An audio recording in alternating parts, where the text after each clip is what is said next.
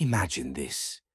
A moment when the world suddenly stops, the streets go silent and people are too afraid to step outside. But this isn't the pandemic era. It's the year 1347. Europe was still living in the darkness of the Middle Ages, and no one had any idea of the disaster approaching. But history would never be the same after that year, because the disease they would later call the Black Death was about to quietly begin destroying an entire continent. Today, I want to take you to that time. If you had lived in those years, what would you have seen? What would you have felt? Let's discover it together. Everything actually began far away, in Central Asia. But trade routes were powerful, and then there were the ships. And so, in 1347, the ships of the Genoese merchants arrived in Europe. When the ship docked, people saw something shocking. Most of the crew were dead. Those who were still alive were in terrible condition. The port workers panicked, but they still brought the ship to shore. But the real problem was the tiny visitors no one noticed: rats and the fleas on them. That's how the Black Death silently entered Europe. The disease spread rapidly, and its symptoms terrified everyone. People burned with fever, and then black-purple swellings appeared on their bodies, under the arms, in the groin, on the neck. These lumps, called buboes, were horrifying when they burst. Skin began to darken and rot. A person looked as if they aged and decayed in a matter of hours. And the worst part, most people died within 3 days of infection. In those days, if you saw someone fall sick, you immediately thought, this person will be gone in a few days. Even thinking about it is heavy. The plague began in Italy, then reached France, England, Spain. Not in minutes, of course, but at a speed that was unbelievable for that time. A major reason was the living conditions. Cities were crowded, hygiene was non-existent. Garbage was dumped in the streets, sewage flowed beneath houses, and rats were part of daily life. In some towns, once the outbreak began, half the population disappeared within 2 weeks. Priests, doctors, grave workers, no one could keep up. In some cities, there were so many bodies that people dug mass graves and buried the dead together. Imagine it. You walk down the street, and you can literally smell death.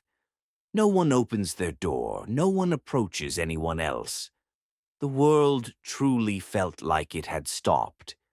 You've probably seen them in videos or illustrations. Those long-beaked black-robed doctors, the plague doctors. They looked terrifying, but their goal was simple: to protect themselves from the poisonous air. They filled the beak with lavender, cloves, mint, anything fragrant. They believed the mask would protect them. But sadly, neither the mask nor the herbs nor any of their treatments worked. Bloodletting, herbal pastes, bursting buboes, none of it made a difference. Yet people still placed their hope in them. There simply was no other choice. The Black Death didn't just destroy bodies. It destroyed societies. Fields remained untilled, animals uncared for. Trade stopped, cities collapsed economically. Some villages were left with only a few survivors.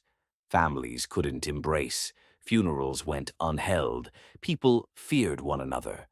Some turned to religion and repented. Others, thinking, we're going to die anyway, indulged in wild celebrations. An entire society suffered a psychological breakdown. And the most painful truth: at least 1/3 of Europe's population, about 25 to 50 million people, died in. That number is almost unimaginable. Around 1351, the plague began to slow down. But Europe's trauma did not fade easily. With fewer people, labor suddenly became valuable, and that alone changed the economy, social structures, everything. The power of feudal lords weakened. Scientific thinking grew in importance. People realized for the first time that something invisible could change the whole world. The Black Death became a turning point that forced humanity to question how the world works. And so, the Black Death went down in history as one of humanity's greatest catastrophes, not just for the disease itself, but for the fear, the ignorance, the panic, and the collapse of societies. Yet at the same time, it opened the door to developments that would eventually form the foundation of modern medicine. That's how history works. Sometimes the darkest periods become the beginnings of the greatest changes. If you'd like, I can also translate the expanded cinematic scene I wrote afterward into English, or even continue the story from a specific character's point of view.